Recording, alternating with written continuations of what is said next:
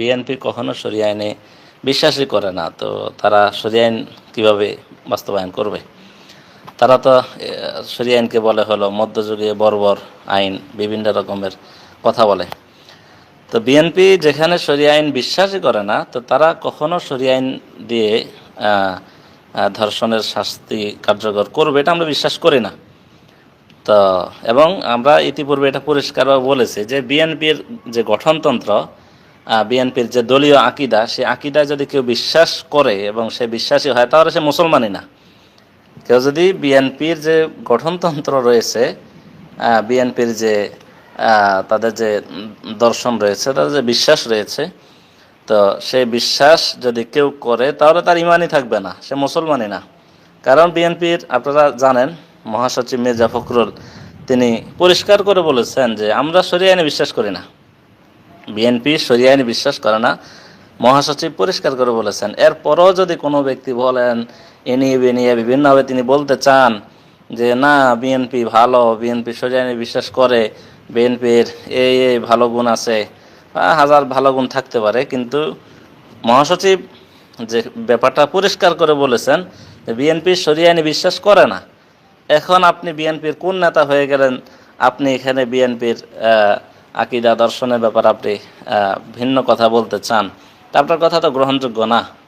যেখানে মহাসচিব পরিষ্কার বলেছেন তিনি শরিয়া আইন বিশ্বাস করেন না এবং বিএনপি শরিয়া আইনে বিশ্বাস করে না। তো এবং তিনি আমরা শব্দটা বলেছেন যে আমরা এটা পরিষ্কার করেছি যে আমরা শরিয়া আইনে বিশ্বাস করি না, মহাসচিব পরিষ্কার বলেছেন।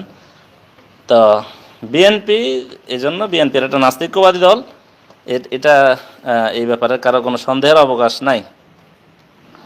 তো বিএনপির এখন কথা হলো আমরা তাহলে বারবার যে শরিয়া আইনের কথাটা বলতেছি, আমরা এটা দাওয়াতান বলতেছি, এটা একটা দাওয়াত।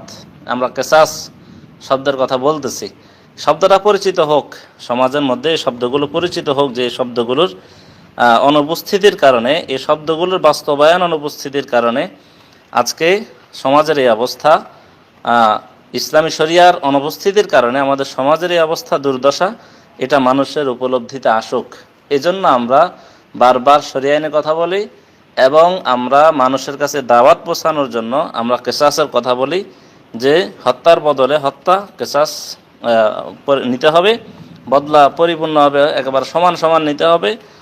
আর জেনার ক্ষেত্রে পাথর মেরে, যদি সে বিবাহিত হয় তাহলে পাথর মেরে হত্যা, আর যদি অবিবাহিত হয় তাহলে সেই ক্ষেত্রে জেনা বা ধর্ষণ, অবিবাহিত যদি হয় তাহলে সেই ক্ষেত্রে তার শরীয়তে যে আইন অনুযায়ী তার যে তার যে নির্ধারিত 100 বেত্রাঘাত আছে সেটা কার্যকর করা, জালদুমিয়া। তো এখন এই জন্য আমরা আমাদের জায়গাটা পরিষ্কার করি, কারণ হলো অনেকে ভুল বুঝেন যে আমরা কি তাহলে এরকম মডারেট ইসলামের দিকে ঝুঁকছে কিনা, যেখানে মডার্ন ইসলাম যেটাকে বলা হয়, যেটা জামাতের অনেক ভাইরা তারা প্রমোট করেন। আসলে মডার্ন ইসলাম, যেটা মডার্ন ইসলাম, সেটা আসলে কোনো ইসলামই না। মডার্ন ইসলামের কোনো গ্রহণযোগ্যতা বা সেটাকে গ্রহণযোগ্য করা, দ্বীন-ই মুহাম্মাদির মধ্যে সেটাকে অন্তর্ভুক্ত করার কোনো সুযোগ নেই। মডার্ন ইসলাম সেটা কোনো ইসলামই না। ইসলাম সেটা যেটা আল্লাহ রাসূল সাল্লাল্লাহু আলাইহি ওয়াসাল্লাম রেখে গেছেন, সাহাবায়ে কেরাম যেটার উপর আমল করেছেন, সাহাবায়ে কেরাম যে চিন্তা চেতনা লালন করতেন, যে আকীদা বিশ্বাস লালন করতেন, যে কর্মপদ্ধতি অনুসরণ করেছেন, সেটাই হলো ইসলাম, সেটাই হলো প্রকৃত ইসলাম। এর বাহিরে ইসলামের কোনো অংশ নাই, ইসলামের কোনো কিছুই নাই তার বাহিরে। অর্থাৎ সাহাবায়ে কেরাম হলেন ইসলামের নমুনা। তা আমরা সেই আদি আদর্শ, আমাদের যে নমুনা, আমরা মনে করি কিয়ামত পর্যন্ত এই নমুনার উপরে যদি উম্মত টিকে থাকে তাহলেই কেবলমাত্র হেদায়েতের উপরে উম্মত থাকবে। ইমাম মালিক রহমাতুল্লাহ আলাইহির একটা ঐতিহাসিক বাণী আছে। ইমাম মালিক রহমাতুল্লাহ আলাইহি বলেছেন, লা ইয়াসলুহা আখিরু হাযিহিল উম্মতি ইল্লা বিমা সালুহা বিহি আউয়ালুহা। এই উম্মতের সর্বশেষ ব্যক্তিও যদি হেদায়েত পেতে চায় তাহলে তার জন্য একমাত্র পথ হচ্ছে এই উম্মতের সর্বপ্রথম যারা হেদায়েত পেয়েছেন, সংশোধন হয়েছেন, তাদের পথ অনুসরণ করা। এছাড়া ভিন্ন কোনো পথে কখনো সফলতা আসবে না।